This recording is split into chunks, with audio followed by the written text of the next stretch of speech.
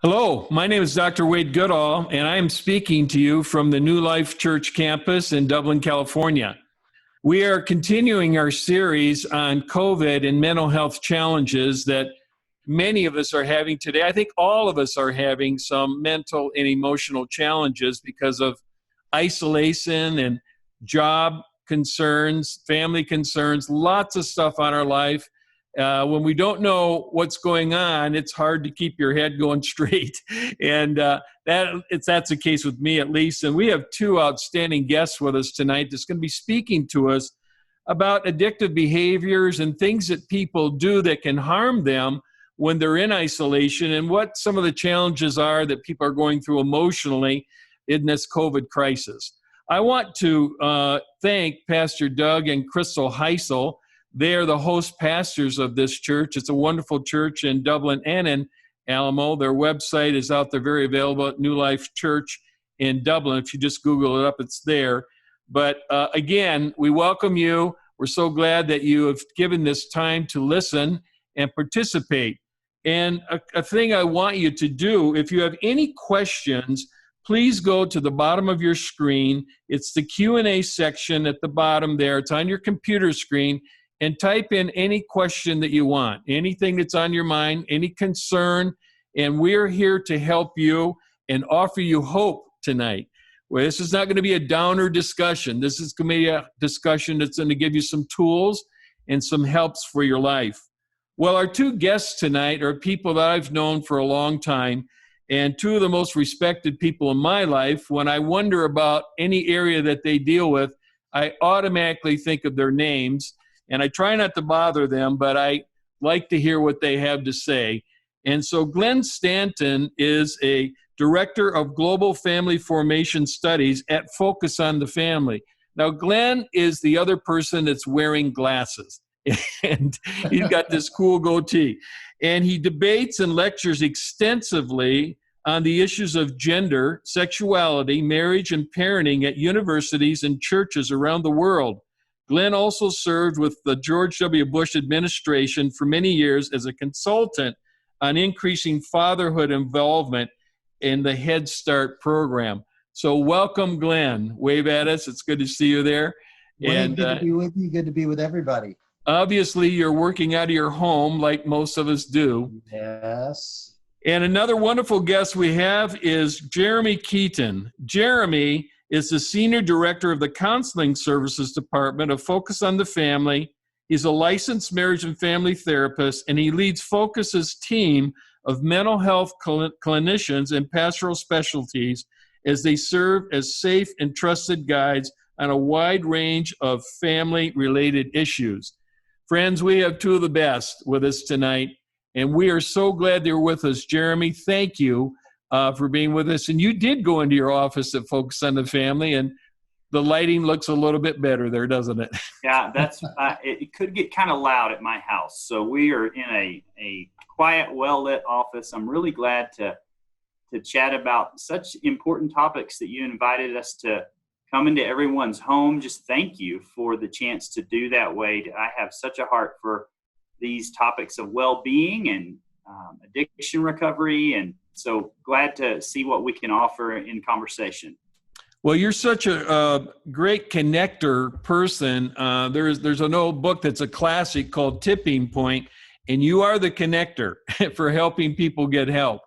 And yeah, at I have private practice, but also where I work in my day job at Focus on the Family, that's a passion. Is we're connecting people where they need to go for the next step.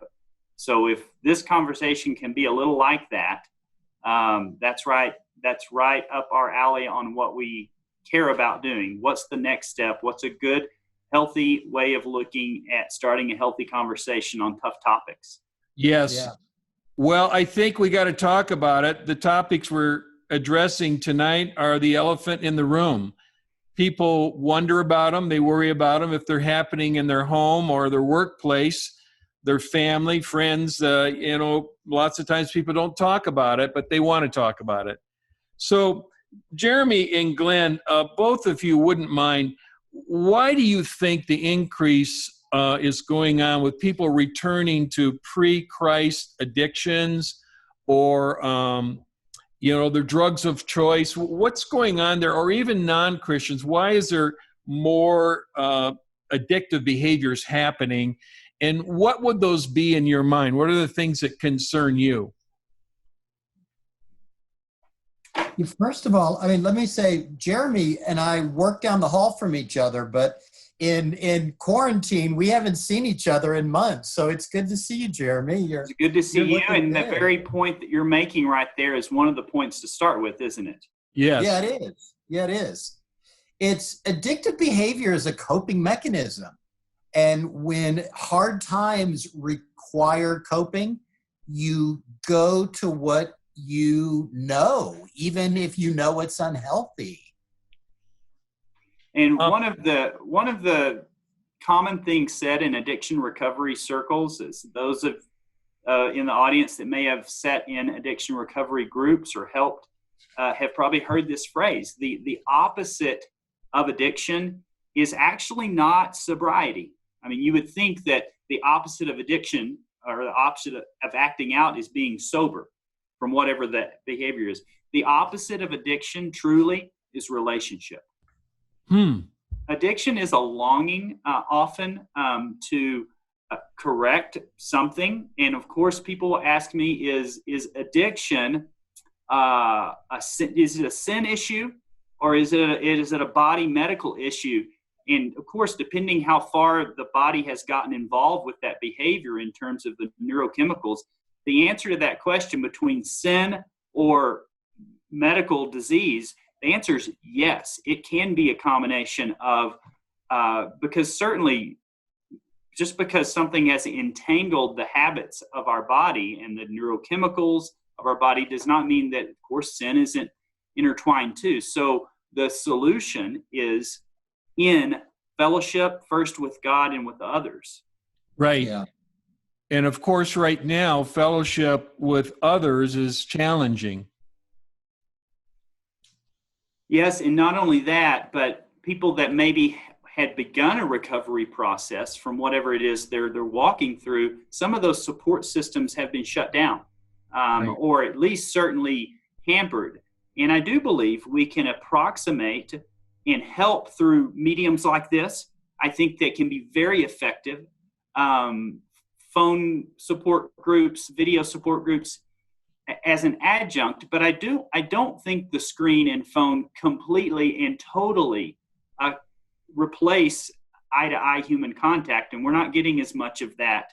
And so finding ways to be creative about your connections with people in this time is so key, Wade. Yes.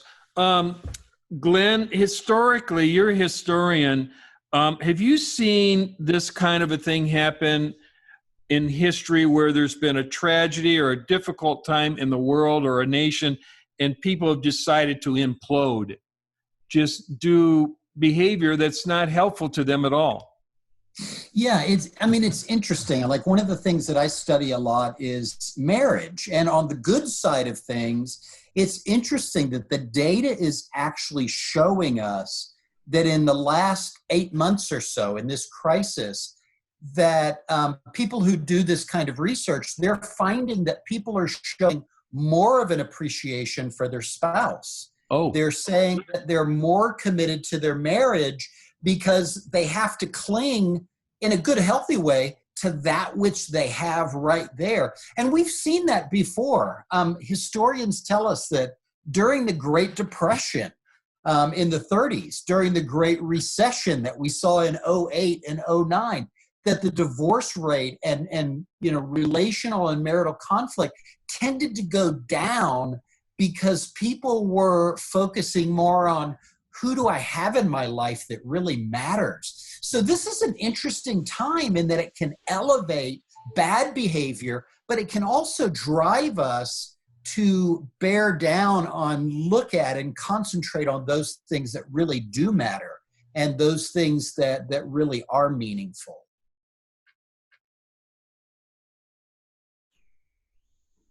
we're having a little bit of a challenge here with technology, and we will be right, just hang in there. We'll be right with you. We can hear you, Wade. We hear you. Well, good. I'm hoping the audience can see you. I can hear you. Glenn, what about people that were involved in, domestic violence before all of this started? Do you think it gets worse, or do you think there are solutions they're thinking through ways to heal their marriage? It can unfortunately be both, in the sense of, the intuitive thing is that it gets worse. Yeah.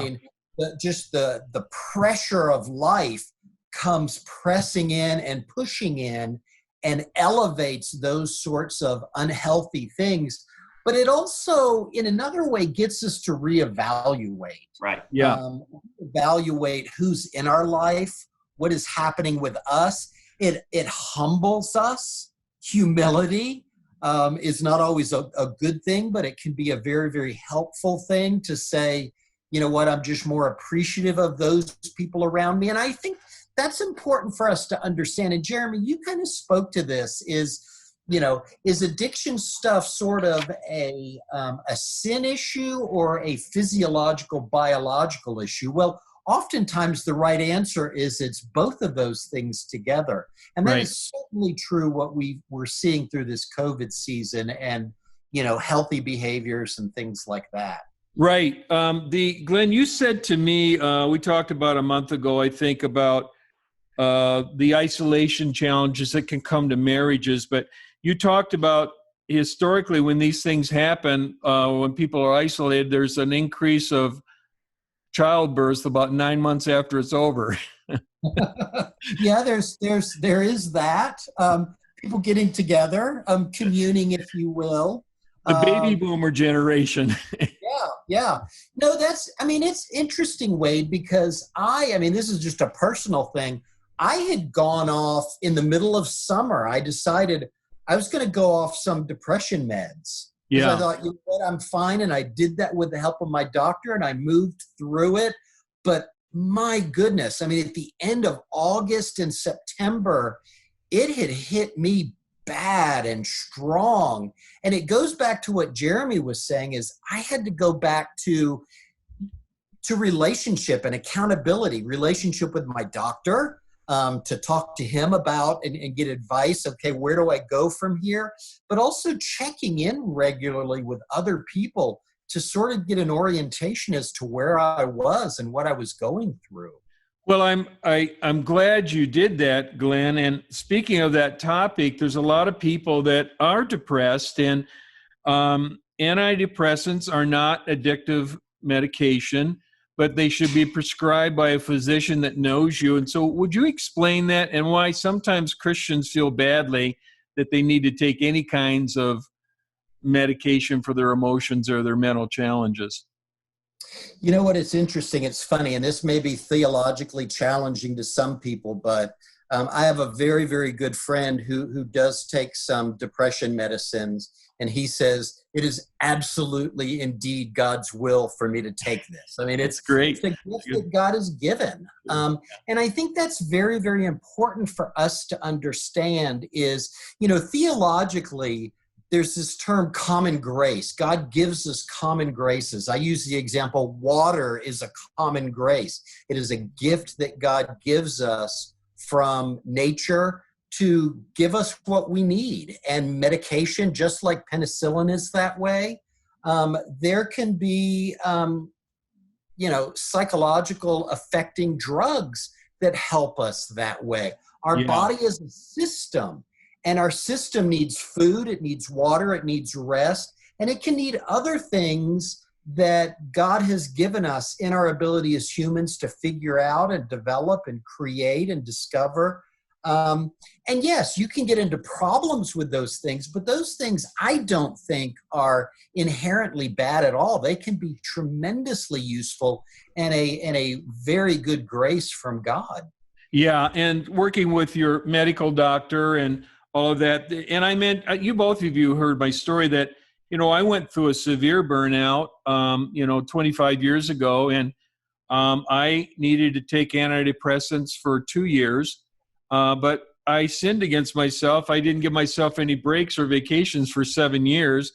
And I just didn't know how to say no and stop. And so I was hurting myself. And so it's like the Lord said, if you don't shut yourself down, I will, And Yeah. so, but it really helped me. And then I visited a wonderful Christian psychologist, a dear friend of mine, and he reprioritized my life. It was just out of whack. The priorities were out of order. Everything was about work and helping people and all of that when I wasn't caring for myself. So I think there's a lot of people that are discouraged or depressed, and just visiting their doctor and talking to them is helpful. And Jeremy, what's so key on that, if I could piggyback on that, is Sure. really looking at what God made us as, which is body, yeah, mind, right? Our psyche, our thinking, our body, our mind, and our spirit. And I believe it's 1 Thessalonians 5:23, right in there. It says, be sanctified or grow to be like God, healthy in your body, mind, and your soul. And so when you're depressed or you're dealing with an issue, deal with it at a body level, your thinking level, and your spirit level. And as believers, often we're strong on spirit because we know the scripture is important, but Sure. we don't realize those other elements. So true. So true. Well, when I first became a Christian, I came from kind of a reckless life, but I thought the people in the little church where I was saved, I thought all Christians were perfect. I thought they because God saved me, delivered me. And then about 10 minutes later, I realized, hey, they're human too. And so, but Christians are saved, and they have so many advantages that we will talk about in this session. But we do have issues. We do get sick, and we have mental challenges, and all of that's part of life. And we have dysfunctions and things go on. And the Bible says all of us are sinners and fall short of the glory of God, every one of us. And that's one thing everyone has alike. We're all sinners. We all need God. We all need a Savior, and we need a healer. And God heals us so many times in our life. Jeremy, the one of the addictive challenges that's going on right now, that it's at epidemic growth. I've been reading on this recently, and what can you help us understand? The pornography usage has just climbed off the charts. The people that are producing this, they're the only business that's really working. They're making boatloads of money because people are going to those sites, men and women, and there's about a 20% increase. This is on top of billions of hours, and so it's almost like they don't have enough people to handle. It's terrible. But what's going on there? Talk to us about that. Well, the sexual addiction piece, or the pornography piece, is certainly the place to start in understanding that is that God made us wonderfully, beautifully, intentionally, male and female and sexual.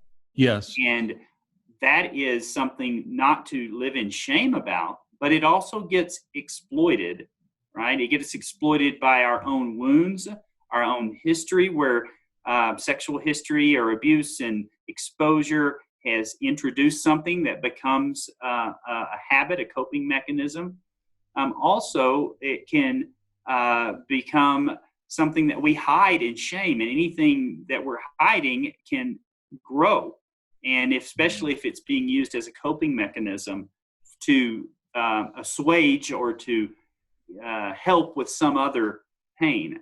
And Right. so when you've got isolation and technology and boredom, and then these habits that maybe have been held at bay, the temptation comes, and the coping mechanisms to not go there are overcome, especially if you've never gone to the root of the issue in maybe a counseling process to understand why you're returning to this behavior. What do you think? Oftentimes the spouse discovers that their marriage partner is involved in this, and what do they do? Oftentimes I've had wives come to me and say, I've caught my husband looking at this, or I discovered this, and vice versa now too, with women going to pornography quite a bit. What do you say to that spouse that's in this shock and they don't know what to do? Yeah. Well, will shamelessly kind of promote a new resource where we try to help lay out a stepping stones plans for that. A book, Aftershock, just came Yes. on the shelves that is basically about responding in a marriage to a recovery process and how to deal with all the emotions. It's usually very overwhelming for a husband or a wife that finds this form of, activity, whether it's discovered or whether even if it's willingly shared, which is good to do. It's overwhelming. And in that moment of being overwhelmed, because it's so offensive to the sense of fidelity in the marriage for some people, is to pause and don't act out of your immediate emotions, but to receive the information and say, I would rather know you than not know you. Right. I would rather know truth than be in deception, and I want us to seek out some help to respond to this well. Yes. This isn't God's design for us, but I am willing to work on this with you. But you sometimes have to draw boundaries. And in our book that I helped co-author this piece, we lay out some non-negotiables, some boundaries. It can be kind of tough love, right? Yes. Say, there's some non-negotiables that I need to kind of put before you and see what you're going to do with them. Right. You don't want to start with shame and anger and blame, although that is justifiably often what you're feeling. And so you need to care for your emotions and your shock first. Maybe take a break, take a pause, and then get your game plan together to come back and present these boundaries to your spouse about getting into recovery and getting in the understanding of what's below this. There is something that is driving this. It's not just, especially if it's a habit that's become an addictive habit, you don't just try harder to stop, Wade. You don't just pray harder to stop. And most people that are returning to this have tried 100,000 times. If they could stop it on their own, they would have done that many, many months or years prior. So you need some help to get under the hood of what is feeding the engine of this and what can we do to graciously, because God is gracious, recover from this area, because again, he made us beautifully and wonderfully sexual beings. Yes. I think Glenn and I, we've talked about before, there is a theology of sex. A theology is called God's opinion. And psychology to me is understanding human behavior. So I simplify it, but theology, God's opinion, there is a theology of sex. And throughout the Bible, there's a theology of male, theology of female, theology of marriage. And all of these are God's ideas. So sometimes in the world that we live in, they take God's great ideas and God's great gifts and they make them ugly. Right. And so that's not God's intention. So sexuality in marriage is not just for procreation, it's for the health of the marriage too. And so, Jeremy, am I right, Glenn? You did the theology of sex and marriage and male, female, and all that. Yeah, no, I mean, that's exactly right. And we need to understand that God's enemy, his opponent, Satan, cannot create. He cannot create. He can only pervert. So he takes what God creates as good and he seeks to pervert that. And many times what we hear in our ear about temptation is like Adam and Eve heard in the garden, like, oh, surely God did not say, don't eat from the tree. Surely God, would be happy for you to do this thing over here sexually. Satan only knows how to pervert. He only knows how to make that which is lovely turn ugly, and he delights in that. And we need to be able to, just like Jeremy is saying, get our voices right and understand who we're hearing from, who we're listening from, because sexuality is a good thing. It is a blessing. It's not a curse. And Satan makes it that, unfortunately. And that's what sexual addiction really is all about. Correct. That's great. Glenn and Jeremy, so back to the spouse that wants to help their husband or wife. get a grip on this and overcome it. What do you tell that spouse? I don't want to call them the innocent spouse, but they're not involved in it, but they want to help their spouse and they've gotten over the shock from your book. Hold that book up again, by the way. They can order it. How do they do it? Just Amazon? Focusonthefamily.com/aftershock. That will help the ministry I work for with proceeds. So we'd love to have focusonthefamily.com/aftershock. Well, great. Pardon me? Bring it out. So what do you say to that spouse that wants, they're going to tough it out? I'm going to help my husband or wife no matter what. I'm going to get them through this. Here's what's so important. Oftentimes this becomes a third party in the marriage, right? This becomes a third party. This becomes it feels like an affair, even though it may not have escalated to a physical affair. It feels like an affair. Now, the individual who maybe is in the habit, especially if they're a Christian individual, often Christian men, they won't see it as an affair, but they certainly feel so much shame and in this cycle. And so there can be this intruder in the marriage, which is pornography and the habit of pornography. The most important thing to do is to be assertive with a plan. There's two kind of sides of the road that you can fall off, two ditches in the road. You can either go very passive, right, and say, if I was just a better spouse, if I would only have more sex, perhaps I could fix this. And you take on self-blame. That's right. One, in being passive, right, and allowing this to set up camp in your marriage, and in some ways take on a sense of guilt, shame, or blame. Sure. Right? The other is, instead of passive, would be so aggressive and even destructive and distancing.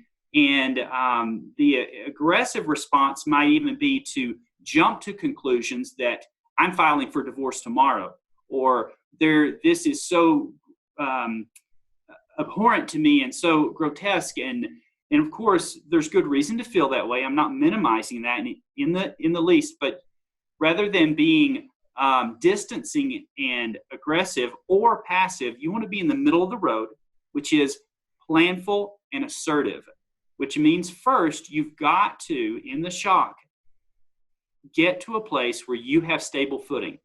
Yes. Then you present basically the options, and it's very simple to start recovery. Not simple, but simple boundaries is, I have 3 non-negotiables that I want to present to you.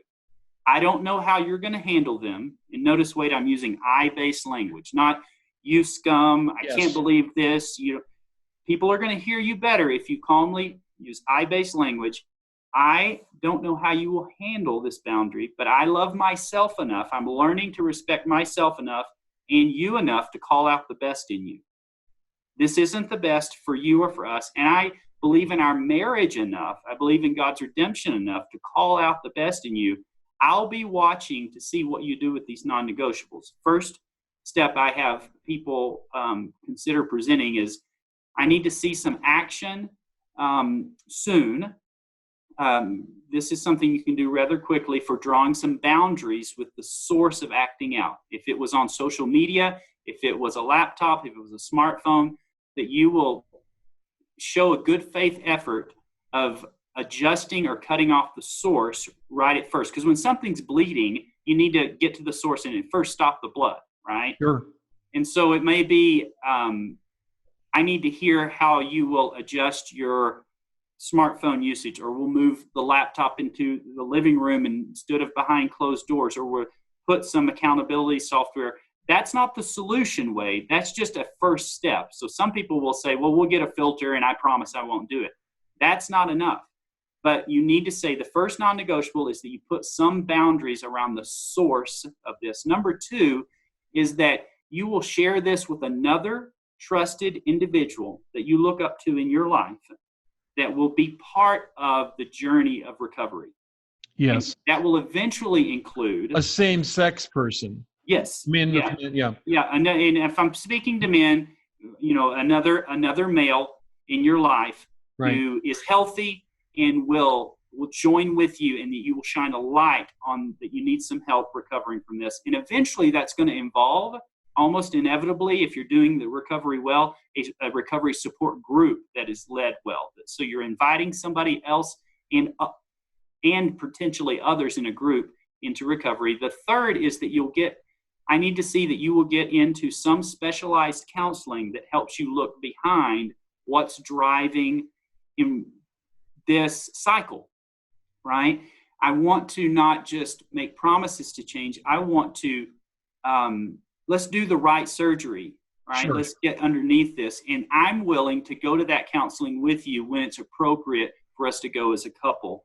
But a specialized counseling, Wade, is really important. There's some uniquenesses to approaching pornography issues that just a general 1 or 2 sessions of counseling that you might do for other issues isn't sufficient. You need some special training and experience to get below the surface of that habit. So those are the 3 non-negotiables to present in an assertive, calm way, and then you step back and say, I'll be watching to see what you do, and I'll be making decisions based upon what I see. I believe in you enough. I believe in us enough. I respect myself enough. I believe in our marriage enough to draw these boundaries. Wow, those are great. And it takes a brave person to do that, but they're necessary. They have to have. And Jeremy, you've given us a list of referral people and networks throughout the country, and that's available. That'll be available to all of our guests tonight. We will email you all of those referral lists within the next couple of days, anyone that's viewing it. And you can copy them and give them to friends. There's a lot of resources, Jeremy, you sent to us, and we're so grateful for that. Glenn? And I don't want that to be too scary, Wade. It does sound scary. I'm saying it emphatically because sometimes people need to hear the motivation to get that done. Because Sure, they will let that intruder live in the marriage for decades at times. It'll bring great harm to the marriage if it's not dealt with. I've seen it happen way too many times, and a lot of times people think, well, it's not just the non-Christian; it's a Christian world too. This is an addiction all over, everywhere in the world. The beautiful thing is, and I'll let Glenn comment after this his thoughts. But the beautiful thing is, once an action is taken and you begin, it's not a straight road. I mean, recovery is a long road. But I see such cool and beautiful things the couple never thought they could get to, talk about, understand about each other. Once they get away, brush the shame away, get help understanding really what's happening inside. Because pornography is merely the behavior. It's not, I have this little thing I will have people draw. It's merely the behavior above the water, right? Yes. But look, this is the least of the issues. It's just we want to look at your thinking, your feeling, your spiritual life, the sexual history, the things that once we uncover all that part and get you safe enough to talk about it, couples have intimacy on the other side of this that they never had before they got into recovery. They don't have the same marriage after they recover. They have a different one, a better one. That's incredible. And of course, with your experience at Focus on the Family, of any group that I know of anywhere, this is great information for people to hear. There's hope, a lot of hope. Don't get discouraged. It is the most wonderful thing, even though it feels like the worst thing at the beginning. When I sit with people who have walked the road for 12 months and they're saying, I feel so much freer. I can talk about my temptations with my spouse, and we can have actual friendship and intimacy and start to recover a true vision for even our sex life. Yeah. Jeremy, that goes back to what you were saying about earlier. It's about relationship. You're talking about recovering, being forced to recover the relationship with yourself, the relationship with God, the relationship with your spouse, and that process is revealing that. And in a way, in an odd sort of way, that addiction can be a dark gift that reveals that. And to be able to see that and understand that, I think is critical. You're right. There are individuals that in the support groups, and maybe folks here that are in support groups will resonate with this when I say, as people get into recovery and they sit in support groups, whether it's a wife support group, a husband support group, an addiction support group, and they have the Word of God and they're bringing forth their hearts, they say that this right here feels like church to me. Wow. This is the church being the church. Confessing our sins to one another that we may be healed, receiving one another in the grace of Christ with accountability, not lowering any standard, and yet saying, I'll love you through this, I'll love you in the middle of this, and I might even love you enough to kick you in the backside sometimes and say, what are your options to do when you're triggered that way next time? Because I know that that's not the best for you. That's so good. One of the things, I do on my computer, I've never seen pornography on any of the computers I've ever owned. I've deleted a ton of stuff, but I haven't ever even accidentally seen anything, but I'm sure I've deleted, like somebody could send me a document, and if I'm not familiar with it or the person, I just hit delete. And so probably I've missed a lot of money with people wanting to send me money. But anyway, it's, and then my wife knows all my passwords. And actually, my family knows my passwords. My secretary knows my passwords. So I don't hide it because there's nothing on there that I'm ashamed to be there.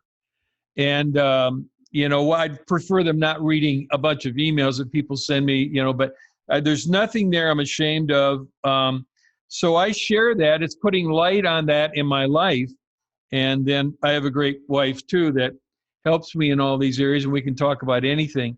Glenn, one of the things that's going on right now, and you've done a lot of work with youth and addictions and college students and all of that, it is really, when a child goes to an addictive behavior, now they're isolated. They're not able to go to schools, and they can't hang out with their friends. They can't go to the park. They can't play ball, sports and things like that.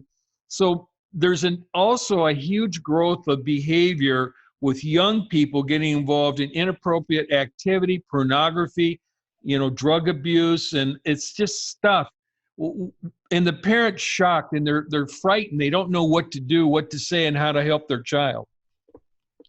Yeah, it's fascinating. Us that are older, back in the old days when it was good, you had to get on a bus and go to the other side, the dark side of town, to get into trouble. Now, it's one click away. The most insane stuff that you can even see. And we as parents need to know that. First of all, the internet and our computers can be wonderful, wonderful things. But we need to be able to not say, well, my kids would never get involved in that. You know what? It's like that bad side of town being in the other room. Do you think your child will just not go into that room? Right. It's there. So we need to teach our kids coping mechanisms, not coping mechanisms, but behavior mechanisms to say, how do I conduct my behavior so that I do not get into trouble? And I think, Wade, you talked about it, and it's not make sure that our kids, all their friends and everybody has their passwords, but what you're talking about with passwords is accountability, is openness, is I have no closets in my life locked off to anybody else. And every one of us needs that. Wade, when you're doing something on your computer and you think, oh gosh, should I do this? You're like, nope, everybody's got a password into my computer. My assistant does. That accountability is a natural human thing that we all need to build into our lives. And it goes back to what Jeremy was saying is those are rooted in relationship with people that we care about. We care about their opinion. We care about what they think. We care about how we stand in their eyes. And so God gives us those friendships, those relationships, those accountabilities as a great gift. And we need to hang on to them and not push them away. That's true.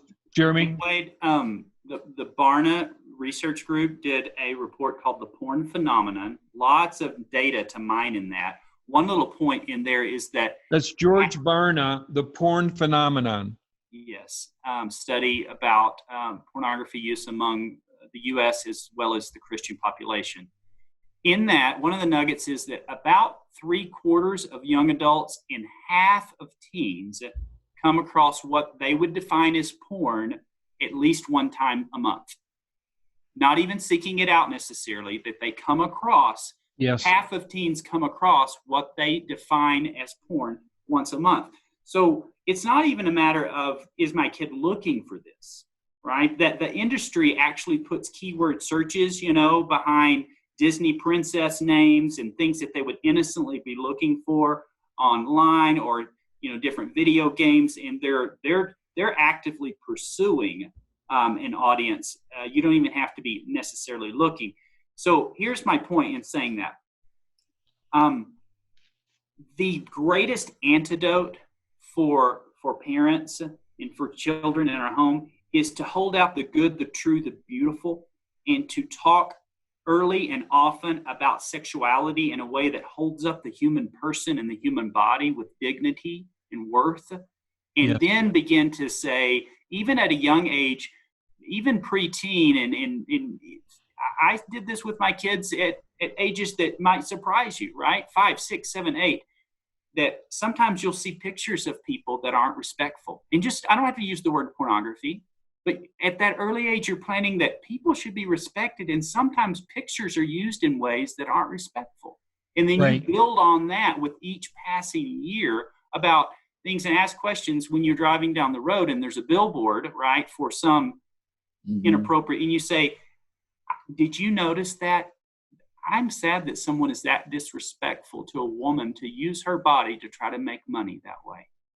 That's right? good. And you're early and you're upholding a high and good view of sexuality. You're talking about how good their bodies are. I'm so glad God made you as a boy. I'm so glad God made you as a girl. You're doing bath time and you're washing private areas, and you say, oh, this is such a good private area. We need to protect it.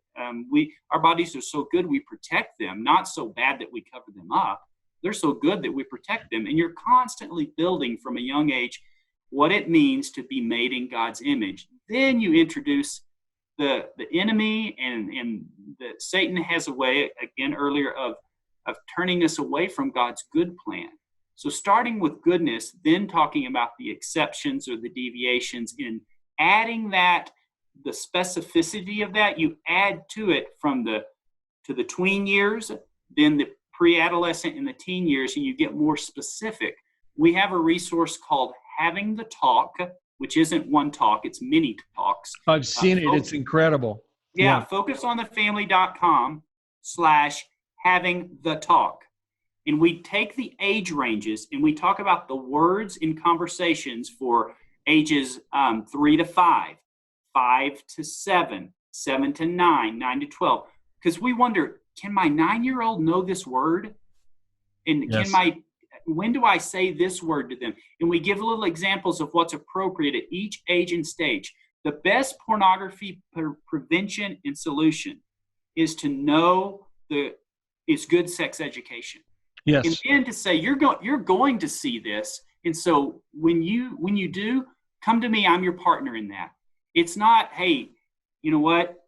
You're bad if you look at this, because everybody is sexually curious.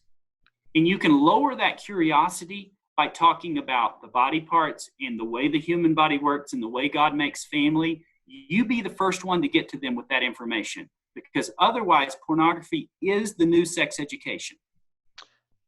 And then, Glenn, we can get involved in the topics of, bisexuality is really growing among young people. All kinds of crazy stuff, and a lot of it comes from the sex education curriculum in the public schools. I just want to say to our audience that Focus on the Family has some of the best resources in the world on all of these topics. They're all based on Christian principles, and they have some of the best research people you could find. And so go on their website and just start searching, and it's amazing how many articles and research pieces and healthy advice pieces they have. including these addictive behaviors that we've been talking about. There's also referrals where you can go to a counselor. You can call in there, get a counselor. They'll talk to you for free. They can refer you to someone in your part of the country. And what a great organization it is. And so I want to kind of transition here. So back to the unhealthy behavior that harms yourself. You're in isolation. You're worried about your job, your business. You don't know what's going to look like in the economy, all the political stuff and the craziness going on. So people say, well, I'm just going to go grab a bottle of whiskey or whatever, or I'm just going to go smoke a joint or do some crack or something. You know, that's something that clicks in. They do that rather than I'm just going to go for a run or a jog, or, you know, I'm going to watch a fun movie on television with my spouse. Why do they turn that direction? Harmful behavior, including this pornography thing, it's increased so much across the country. Even the suicidal statistics are off the chart. And I feel so bad for people when there are helpful tools out there, helpful, healthy things people can do. They don't have to go that way. I know you've had the same thoughts.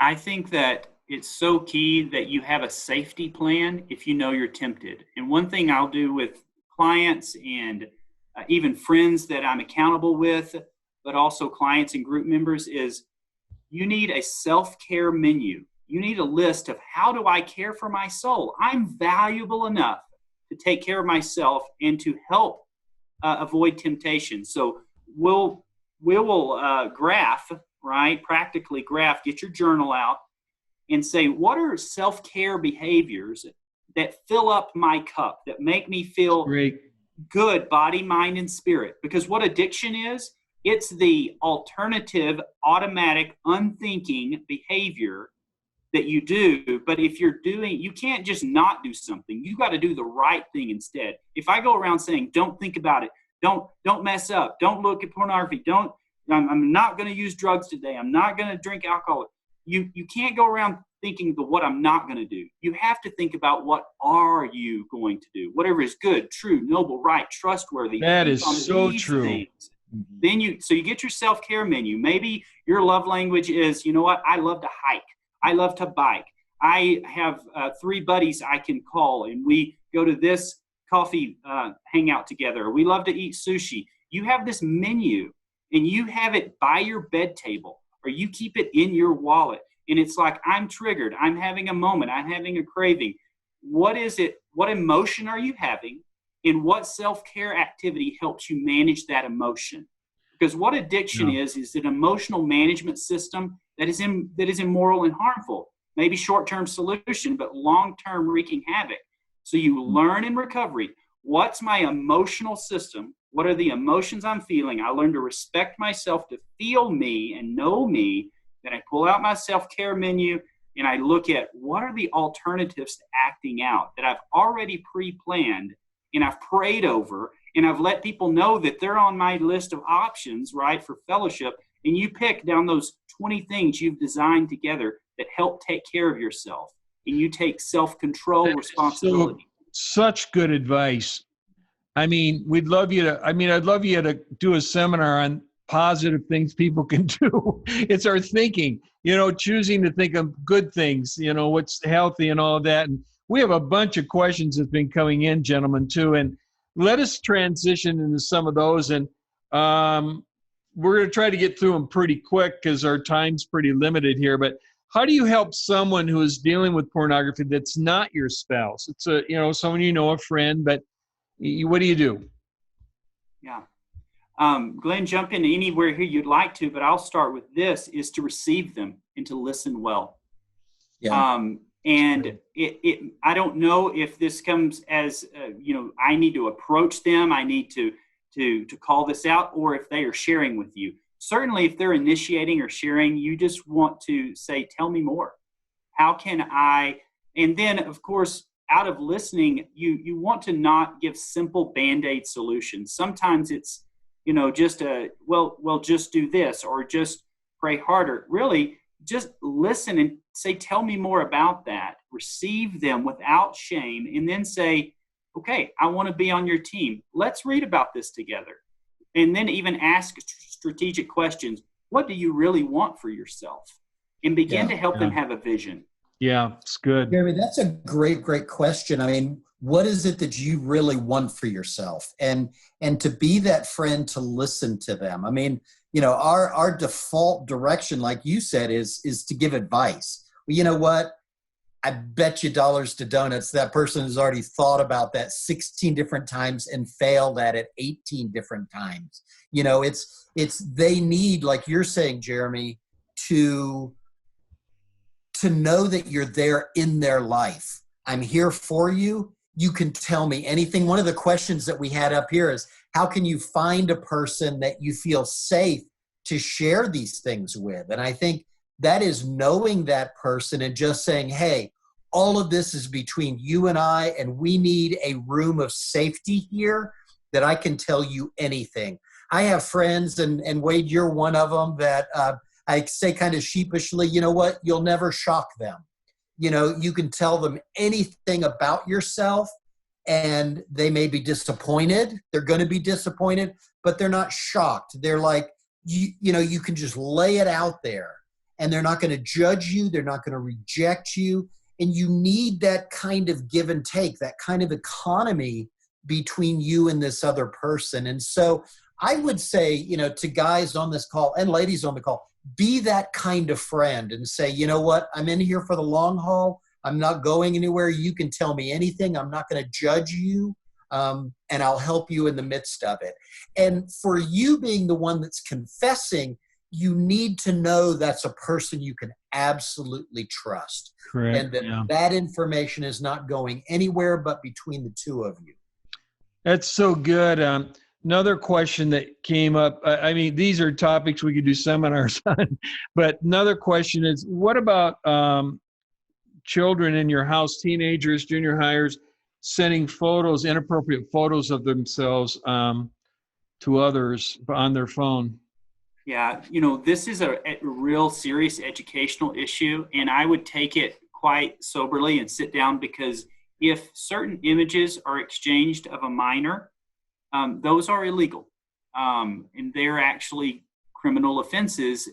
Most times law enforcement might allow that to be handled at a family level, but actually there are two potential felonies that happen in a sexting scenario. One is the transmission of child pornography, and the second is possession of child pornography. So I say that not to be overly dramatic. It is a fact. And so the point is, the intervention is so key. We don't want our kids to fall into some situation that it was completely unthinking, because their prefrontal cortex is not grown yet. The prefrontal cortex, the judgment center of the brain, isn't fully grown until early 20s. They just sometimes are making impulsive decision out of acceptance or out of curiosity that then lands some potential record for them. And so you've got to bring sobriety to it, but you have to sit down without shame. You have to say, this is serious.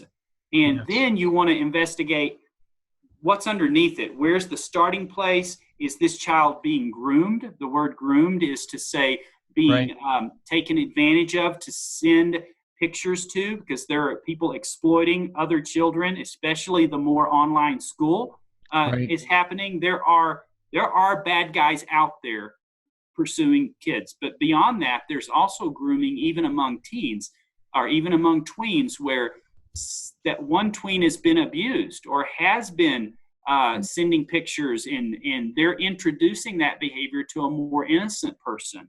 Sure. So call us at Focus on the Family, reach out, take steps. It cannot be unaddressed or swept under the rug. There could be some real dangers with the sexting scene. Such a great reminder. It's dangerous stuff, and those photos don't go away either. They're out there.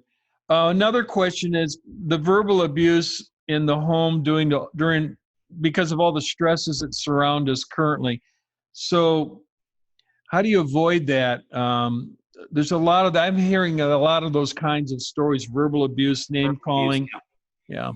Yeah, with the COVID and the quarantining and being in close quarters and really just stress and being out of routine, whatever cracks have been in the foundation of your home, maybe managed at a minimal level, can start to come out and express themselves. And so if you're seeing some of this stuff heightened during the COVID season, I would see it as an opportunity to say, wait, we are seeing something now at a larger level that we maybe tolerated at a lower level when we weren't under stress. We need to hit the pause button as a family. Somebody in the family has to draw a line. You start with the healthiest member of the family, and say, somebody has to say, we need to hit a pause button. We need to love each other enough to get some help with this kind of trigger in the household. And if somebody's not safe, we got to intervene soon, rather than tolerate, somebody even not feeling safe or feeling offended by words. If somebody's not safe, I would encourage you to begin to get a plan together to share, get some help from someone. How do I draw a boundary? How do I tell somebody this isn't okay? Because if you are feeling unsafe, you have to be careful how you intervene on domestic violence. So true. Great response. Glenn and Jeremy, someone struggling with mental illness, you recognize it, but how do you handle that situation? A friend, a family, a workman, someone in the workplace, you recognize someone that's really struggling in that area. Right. Yeah. Do you want to start with some thoughts on that, Glenn? Yeah, I mean, I would say in the sense of, we talked earlier about medication. I mean, medication is a very significant part of this. It's not the whole answer, but it is a significant answer. And to get medications leveled out, if you're having a hard time with any part of your body, cholesterol or whatever, your doctor puts you on medications. We don't think anything negatively about that. It's the same thing with the way that this other part of our body works, our brain. And so that is a factor there, and to check in with doctors on that and make sure that you're getting that right. But the other is for yourself and then the people around you, especially in a confined quarantine situation, get those things out on the table for everybody. You know what? I'm feeling like super anxious when you do that. It's not any slight against you. It's just, that's my reaction. So let me share that with you. And, it brings those things out into the light of day and puts them on the table, if you will, so that they can be talked about and they can be recognized. See, Satan loves to thrive in darkness and hiddenness. God works in the light. And so whatever we can do to bring light to things and to expose things and to bring them out so that everybody in the room knows what's going on, that does not allow as much of a foothold for Satan to, do the very pernicious things that he's all about. One thing about bringing in things into the light is even bringing yourself into the light with that other person first, Wade, to be able to say, hey, I experience this sometimes, and I've noticed something, and I would use a very specific behavior. I wouldn't say, you're looking like this, and be very, like, you're looking really anxious, or my goodness, you seem depressed. I would approach it first with your own vulnerability and say, bring yourself into the light and say, I have some days that are kind of like this and kind of like that, and I feel this, and I noticed you walked in yesterday, and I noticed just a sadness perhaps on your face. Am I correct about that? How are you doing? You're tentative. You're not accusatory. You're using yourself first, how you can identify with them. And then you're being specific, not a broad statement of the behaviors you're observing. Make it behavioral, not their character. And just say, I noticed that you're 30 minutes late the last 3 mornings. Tell me a little bit about what might be going on with your mornings. I know I have some rough mornings. Tell me, Are Right. you having any rough mornings, or would you like to talk about that? Are there emotions that are involved with that? And then you enter in gently that way. That's so good. And you know what I do when I know when I know someone's struggling with a mental health issue is just the power of the presence, just being there, saying, "How are you doing?" And lots of times you can just speak softly, and they start talking about what's going on. Then the discussion goes on, and if they need to get help, you can get to the medication question. You can offer help, but being there for them, with them, because lots of times people with mental health challenges feel very lonely. They don't feel right. So somebody coming in their life with love, trust, and care really is helpful. That's my opinion. And I want to bring up one more question, and then our time's gone so fast. A common question I hear all the time, and people are asking it right now, is what are the tools that we can use when having feelings of like severe anxiety, edginess, fear, or panic kinds of disorders? That seems to be, I'm reading about in the newspaper with people and movie stars and everybody, but that's a big question that comes up. What do you think? Yeah, one tool, just to be very simply pragmatic. I mean, first of all, you've got to realize I am escalating. I'm feeling this. What's my media intake? Where are the boundaries on my media? Because that is the source of a lot. You need What are they watching? You got to be picky and choosy about how you get your information, how frequently that's on. So you have to watch your inputs, first of all. But if you feel anxiety and even what we would call a panic attack or an anxiety attack coming on, you're racing, I mean, it's an awful feeling, Wade. I've had these myself and had to learn these tools. There is a grounding exercise, abbreviated by the phrase 3 by 5. Okay, I am going to name 3 colors I see in the room. You're going to go through your 5 senses this way. What I see, 3 colors I see in the room. What this is doing is grounding you in the present, because anxiety is all about what if out there. What are 3 colors I see in the room? Then you go to each of the 5 senses. What are 3 things that I physically, tactile feel? I can feel my hands rubbing together. I can feel my cushion on my chair. Mm-hmm. I can feel the wind coming in from the heater on me. Okay, and you're saying them out loud. Okay, and then what are 3 things you can hear? And then you listen. I hear a car driving by outside. I hear the hum of these fluorescent lights. I hear the tap of the second hand on the clock. And you're concentrating on each of these things you're naming, and you're breathing a deep breath between every one. And if you're a believer, you're saying, Lord, I breathe in your peace. I breathe out my stress. And then you name the next color or the next item. Lord, you're getting oxygen to these depleted lungs, because anxiety depletes the brain of O2, of oxygen. Yeah. Right? You're going through your 3 by 5 exercise and breathing in the middle of your elevated anxiety, right? And then after you're done, you say, what is one thing I can do right now? Not what am I going to do tomorrow? What am I going to do 3 hours from now about this thing I'm panicking on? What is one thing, the best one thing I can do right now? What that's about, anxiety is all about the what if, the lions, the tigers, the bears of the future.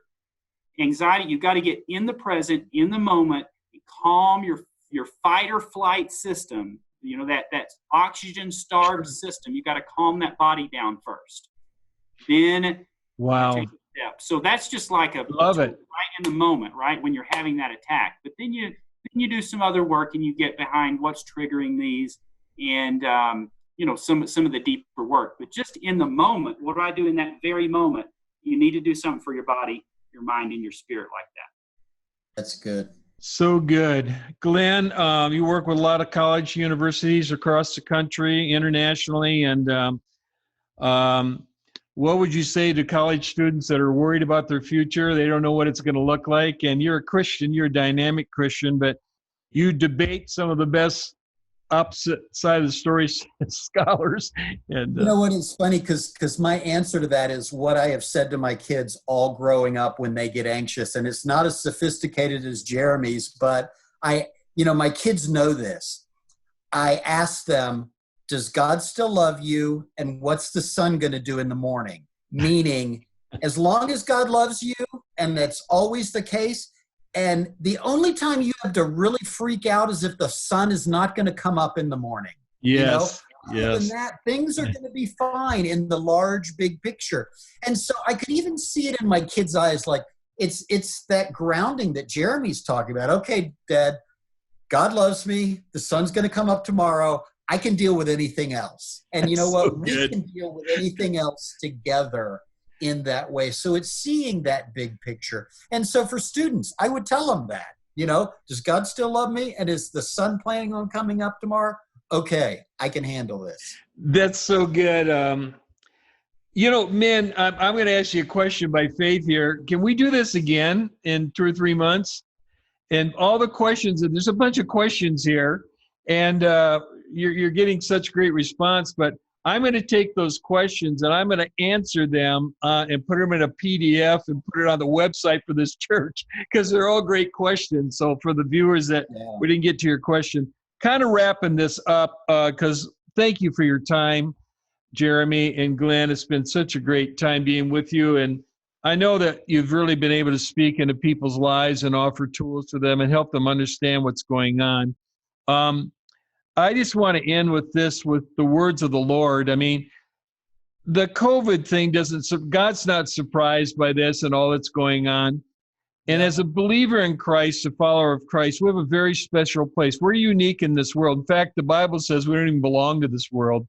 We're in another kingdom. We're citizens of heaven, but we live here and we experience what the world's experiencing. But we have a different faith. We have a different hope. We have peace. We have the mind of Christ. We're temples of the Holy Spirit. We have the Bible that we can turn to so much. But Jesus said to us, come to me, all of you who are weary and burdened.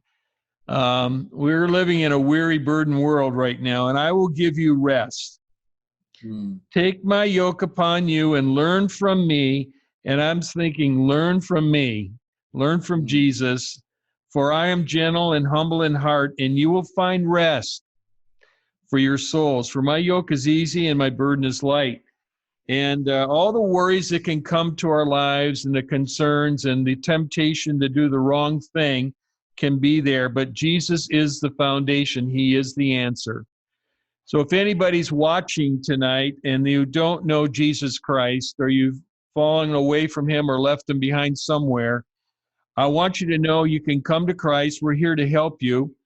You can email me or the church, and Jesus is the way, the truth, and the life. And don't listen to all the people that are talking about all the crazy things that could be going on, like, is the mark of the beast going to be in the shot, stuff like that. It's just crazy stuff, or, whatever. Don't go there. Facts are facts. Be a realist, and this is what's happening. But God's with you. He's with you, and he loves you. And, Jesus said, I will never leave you or forsake you. So calm down and do positive things, and, begin your day in the Word and in prayer. Go for a walk, plan your day out, eat healthy, get sleep, claim the promises of God for your life, and God will help you. Well, God bless all of you, and thank you, Jeremy. Thank you, Glenn, and thank you, viewers, for watching tonight. We're so grateful for you. We love you, and God's got answers for all of us. Bless your heart. Thank you, Wade. Thank you. Friends out there. God bless you. Good night, guys.